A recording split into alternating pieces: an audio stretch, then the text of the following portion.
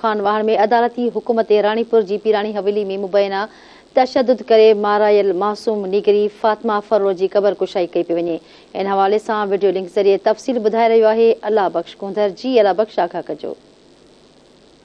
जी बिल्कुल, हिन वक्त असां जेको 5 ॾींहं अॻु जेको आहे हीअ बेदर्दीअ सां ॻोठ अली मोहन फरड़ो जी न्याणी नींगरी जेको आहे फातिमा फरड़ो जेका क़त्ल थी, उन जो जेको आहे हिन वक़्तु जेको आहे मेडिकल बोर्ड जे निगरानी में ऐं मजिस्ट्रेट जज जेको आहे कंडियारे जे निगरानीअ में हींअर क़बर कुशाई थींदी, उते मौजूदु बीठा आहियूं।